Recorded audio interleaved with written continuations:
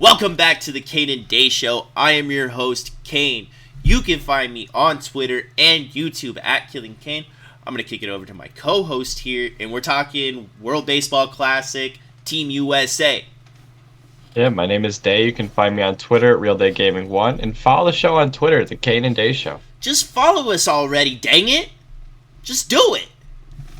Alright, so, as I said, we're going to be talking about World Baseball Classic, Team USA, near and dear to our hearts, as we've said, when we've talked about this team and looked at the lineup, huge offensive power.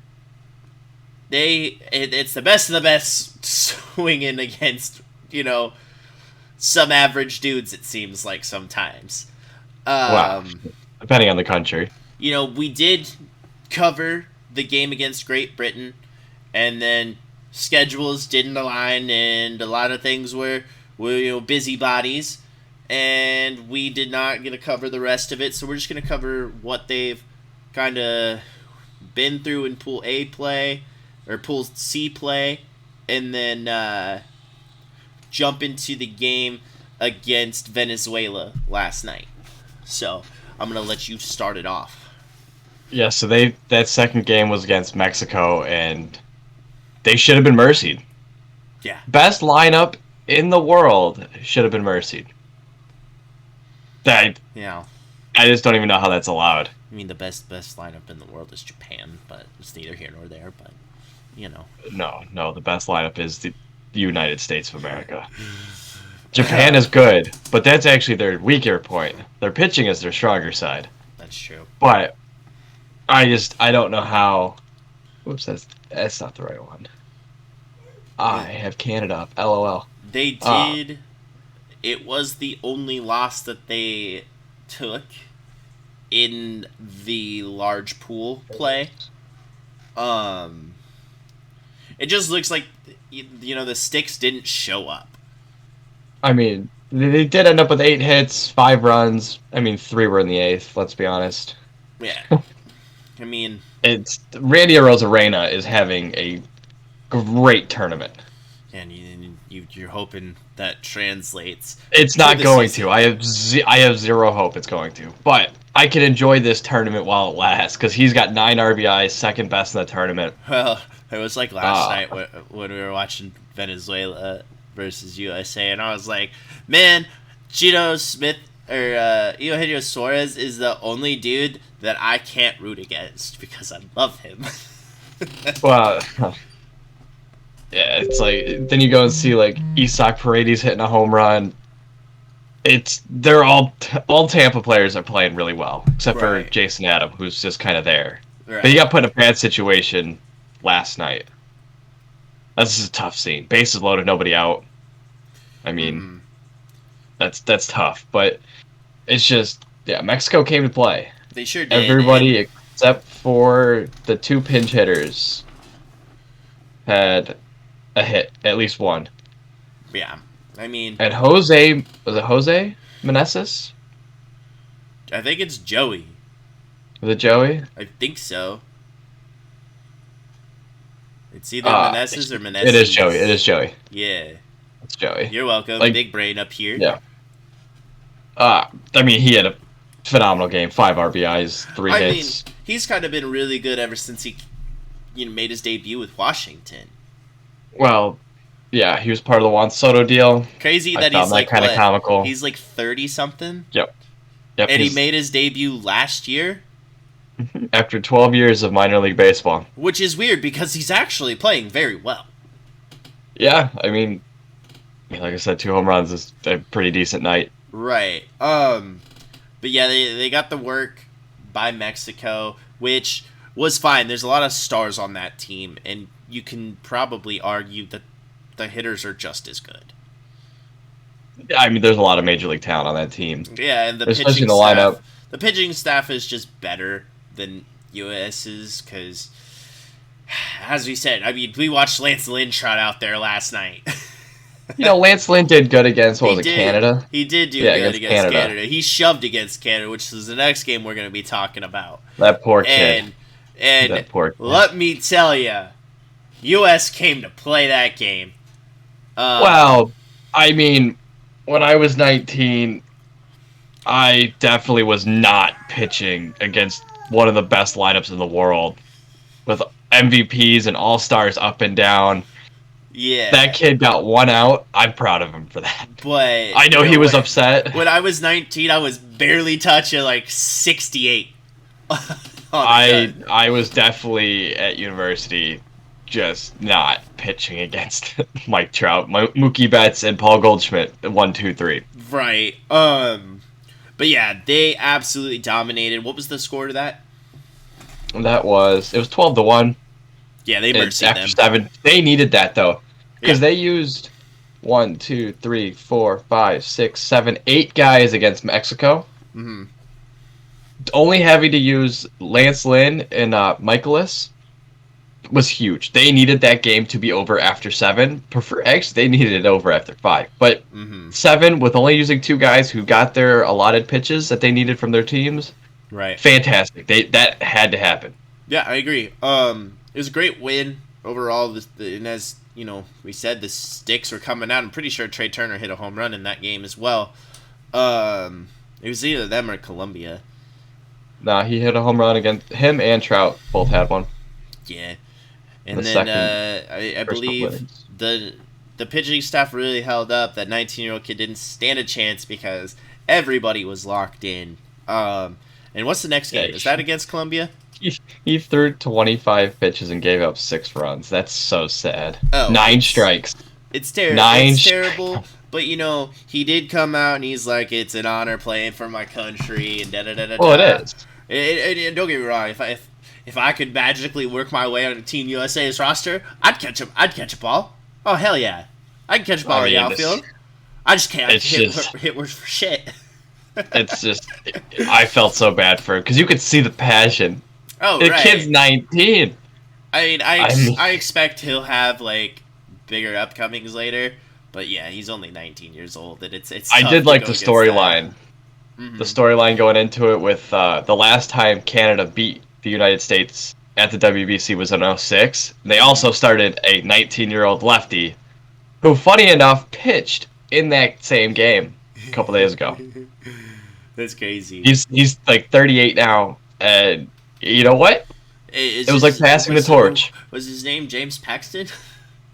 No, it was. I can actually tell you who it was. Funny enough, one of the guys who pitched for Canada actually went to Michigan State. I think it was Lowen. Okay. Lowen. So I just thought that was a funny little tidbit. So what was the next game? Who it was Columbia. It was Columbia, and yeah, that was to round out the pool play. And you know, it's just the story of Michael Nelson Trout. He put the team on his back that day. Well, there's so many RBIs. There's so many things that went into the game. Like for the U.S., it was winning in. Can't lose by 2 though. Right. You can't lose by 2. Mm-hmm. And then there's so many different tiebreakers that could have happened. For Columbia, it was win and you might get in if you win by more than 2, or if you lose, you actually have to re-qualify in 2026. Oh shit! Because they would finish in last place. Oh gosh. Yeah, because all the teams that the 4 teams that finished in the bottom of their pool have to re-qualify. That's so crazy. Great Britain is guaranteed a spot in the 2026 one. What? Because, well, yeah, they did come in last. Columbia did. Man, Great Britain just looks like they have a bunch of dudes out there too. Well, they did just as good as the Czech Republic. And they also did not finish in last place. They're also just a bunch of dudes. They are actually just a bunch of dudes. If anyone has not seen the Behind the Flag video from the Czech Republic team, you have to watch it. That is one of the coolest things. And they're going up against dudes that actually, like, play ball. They're an independent league from where they play. They're fucking independent league. And they are out there playing with the best of the best. I think there was only 4 guys who had major league professional baseball experience on their team on 26. Their manager is a neurosurgeon. Come on now. Anyway, that's not the point. But. Yeah. Okay. All right. Let's get back to Columbia. Yeah. So Michael Nelson Trout did everything he could to win that game, which was fantastic, and it shows that he is the captain of this team, the sole leader of this team, and he really showed out with the stick. And how did our pitching do? They used a lot of arms again, but they're all under 15 pitches. Well, that's good. Graveman had an inning with 6 pitches, 6 strikes. Kendall Graveman scares the living shit out of me when he steps on the mound. Because you're either getting one of the best performances you've ever seen, or he's giving up 4. Yeah, Bednar they all pitched an inning. Graveman, Bard, Bednar, Adam, Devin Williams, and Ryan Presley all pitched an inning under 20 pitches. All right. Decent. All right. And then, so you round out pool play. And then what's next? Was last night's game against Venezuela, and my God, did I think they were gonna lose? Yeah, this guy's sitting here fucking texting me like, "Oh, they're really gonna lose this," and I was like, "Hey, the game's not over yet. You gotta give it a minute." No, but when Luis Ariz hit his 2nd home run of the year, now if I'm not mistaken, I think he hit, of the game. Yeah, of the game. I'm pretty sure he hit 8 total last year. Yeah. Total! Yeah, it's kind of hard. He had 2 last night. It's kind of hard to hit home runs in Minnesota, though, let's be real. Not especially, for a lefty. Well, kind of. Not for a lefty. For power hitters, no. Power hitters, no, it's not hard. But I wouldn't classify Luis Ariz as a power hitter. That's my point. He hit 2 last night. I saw him hit that one off the foul pole. I knew it was gone off the bat. I'm like, this game's... No, I didn't know where they were going to go. Mm-hmm. Obviously, they, rode the wave and, it's got the bases loaded for Trey Turner. Hey, we'll get to that point. We'll get to that point in just a minute. But... Because, daddy, he was home. So, they started out the game where you had Mookie, I believe, get that double off the rip. And then... They started with 5 hits in a row. Actually, it was... Or 4. No, it was... What Where's happened? my MLB? No. I missed the first inning. Mookie got a single. Mike Trout hit a little blooper to left, or to right field, right center. Ball dropped. And then... Dude from right field hucked it past Eugenio Suarez... And it ended up in the dugout. So Mike Trout was on second, and Mookie was on third. And then Trout came to third. Mookie came to score. Yeah. And then they put up 2 more in the first inning. Yeah, they put up 3 on 5 straight hits. Yeah, and then Luis Ariz hit that home run. They started slowly chipping away. U.S. just putting on runs. And then, as you said, was the 8th inning or 7th inning? I believe it was the 7th. It was the 8th. Well, you could see that tempers were flared for the USA because when JT got drilled, you could see it in his eyes. And I think that stare down was a little excessive, but well, probably. But then you get, I believe, Tim Anderson on, and then who's behind him? Oh, Trey Turner. I believe. No. JT got hit to load the bases. Oh, that's right. And then JT got hit to load the bases, and then in a 2-strike count, and it was 1-2. He hangs a pitch right over the heart of the plate, and Trey Turner with one of the most electric bat flips I've ever seen, and celebration. This is why Trey Turner is my 2nd favorite baseball player. Like, Trey Turner is a dog. Now, let's not forget Luis Ariz's 2nd home run had a nice bat flip, too. I just got to throw that out there. Yeah, but... It was very similar to the Tatis when he flipped it. That was on the cover. Yeah. That would be the show. Yeah. It was very close to that one, just from the left-handed side. But Trey Turner's was good, too. Because it took the lead. And then the pitching unit came out and absolutely shut them down. Well... That's all they have to do. That back end of the bullpen's actually really good. Well, if you could have a 2-run lead, I'm satisfied. So here's because I believe they have Bard, right? They have Daniel Bard. That's who gave up the 4 runs. I still really like Daniel Bard. He couldn't find the strike zone last night. It was bad, and that's a shame. It sucks because he's on the Rockies too. So there's not a lot of help there. But then you have David Bednar, you have Devin Williams. You have a couple big name guys who are that big leverage situation in the late innings. And that's the one thing about this pitching staff. If your starter and your long reliever can kind of get 6 to 7 innings, and your setup guy, if he only goes 6 and get 2 out of them, that's great. And then just throw out Bednar or Devin Williams to close out a game. Yeah, if I see Ryan Presley take the mound with a lead, I feel pretty safe. That man has closed out a World Series. Yeah. He's been in high pressure. Yeah. I have the utmost confidence in him getting the 3 outs to close the game. Same thing with Devin Williams. He hasn't been in the same pressure, but I have the confidence because I know his stuff is just disgusting. Oh, it's gross. It's gross.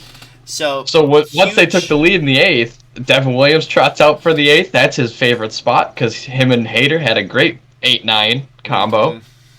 And now don't let him start saving games because he couldn't do that. But they have Ryan Presley. Great setup guy. And he's a great role guy. I think you keep him in that setup role for his whole career. Yeah. Some people are closers. Some people, need the help, and he is that help. He's great in the 8th inning. Yes. And I have the utmost confidence in him. Yeah, and it was a great game. It was a fantastic game. I actually got to watch it for the most part. I had to lay down with my kid for a little bit, so I missed when all the runs were scored. Well, it started at 4 o'clock. It starts at 4 o'clock again today. Right. And so I was sitting here watching it, and then it was getting ready for bedtime. Couldn't really check the game because, I was getting him ready for bed. And I come back, and I'm just like, oh, come on. We got to do this. Yeah. And they ended up with the win, 9-7. So and then they play Cuba today at 7 EST. Yep. Adam Wainwright is on the mound, and let me tell you, I don't feel good about that. What's good though, I don't like Waino. He's too old. Is everybody who pitched last night? All was this 3, 6, 7? Mm-hmm. 6. Lance Lynn cannot come back. No. But all the relievers can come back. They all stayed under that 20-pitch limit. I'd actually kind of like to see that implemented in MLB. Yeah? I think it brings some strategy into it. Obviously, now that they're out of the pool play, the pitch count, since it's the semis, I think it goes up to 70, 75. I do kind of like the pitch count. I don't know. It makes you think a little bit. Arms. It saves arms, but it also makes you throw strikes. Right. Like, if you're not throwing strikes, that's the one thing that I also feel with this pitch clock change. It's like, you got to be on your stuff. I still think it's too quick. Right, but you have to be on your stuff. So. Oh, yeah. Well, in today's game against Cuba, who are some of the people to look out on for Cuba? On Cuba, obviously, Louis Bob. Yep, Luis Robert. His teammate. Yohan Moncada. That's right. I forgot Yohan Moncada was there. Great hitter. Love the hitting bat out of him. Yeah, for sure. Who do they have on the mound? I don't know who that is. I'm going to be really honest with you. That's the fun part about this is I get to learn, because obviously I love my card collecting. Mm-hmm. So I do know a lot of the prospects most people don't. Right. But the U.S. is favored by 2. Just throwing that out there. There we go. I learn a lot of prospects, but I don't learn international people. Right. It's like with this tournament. It's like that player, was it out of Israel? That got offered a contract? No, it wasn't Israel. I can't say the country's name though. Oh, it's Nicaragua. That's right. I that should have clicked because I was telling my wife about it the other day. I was telling my wife that you can't say that word. I can't say that word. I can't say that country. I won't even try it anymore. But yeah, he ended up striking out 3 of the best hitters. It was Juan Soto, Manny Machado, and Julio, right? I believe so. No, it was Rafi.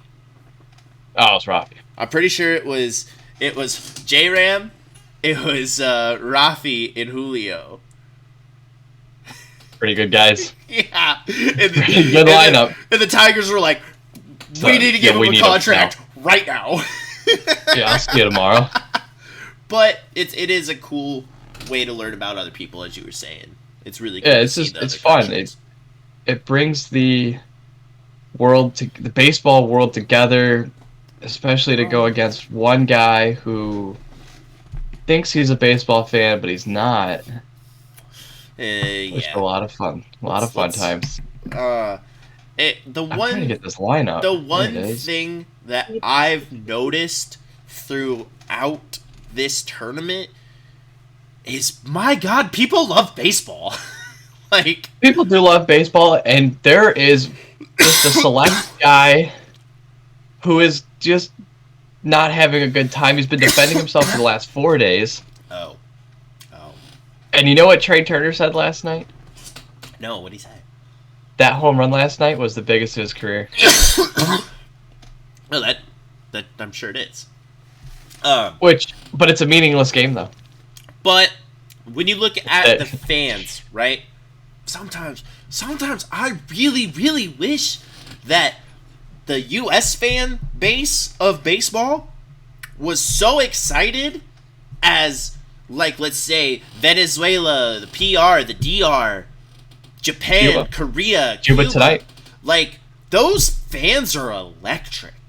Oh man. You be ready for tonight's game. The Cuban population in Miami. Oh, huge. You could take. I saw a stat. You could take the DR, PR, Venezuelan communities, put them all together, and there's still more Cubans. Yeah. In Miami. It's gonna be great. I just wish that, like, as a baseball fan myself, that's as excited as I get when I watch baseball or I'm at a game. I mean, just ask my wife. I'm a hoot at a baseball game. Like, just seeing the PR and the DRs, that game, the crowd was like, I believe 60-40. Deafening. But it was loud. It was exciting. Passion. It's pure passion. That's all it is. Mm-hmm. And do you know where Miami's ballpark is located? It's basically where all the Cubans live. Little Havana. Yeah. Like, they're all going to be there. Tonight's game is going to be... I wish I could go. I looked into going. The flight was not... It was not on the fun side. Yeah, the tickets are under $100. Yeah, they're just... the flight, though. Yeah. Yeah, no. I'm good. I'm not staying in Miami. Most likely because the WBC is there. That's why it's so expensive, too. No, it's just Miami. Oh. See, I don't fly, so I don't know. But I'm excited to watch tonight's game. It's going to be nothing again but pure passion. Yeah. Get Japan and Mexico tomorrow. A championship on Tuesday. Let's hope the United States get in there. That'd be cool. Let's hope Japan wins the entire tournament. That's who I have winning it. Me too. But I think that's going to wrap it up for us today. So, let's tell them where they can find us again. You can find me on Twitter and YouTube at Killing Kane. Where you at, Day? Real Day Gaming 1 on Twitter. And the shows is the Kane and Day Show. Yeah, as I said, that's going to wrap it up for us today. If you're watching over on YouTube, go ahead and leave a like on the video. And please subscribe and hit that bell notification so you know when our videos go live. You can be one of the first people to watch them. In the comment section down below, do you think the USA can win this whole tournament? Let us know down in the comment section below. Also, if you're listening over on Spotify, leave us a review. Hit us up on the Twitter. I'm going to go, old man for a minute. Let us know how you guys are doing. Let's talk sports. We really want to chat with you guys. That'd be great. But anyway, I'm Kane, and this is Day, and we'll talk to you guys next time.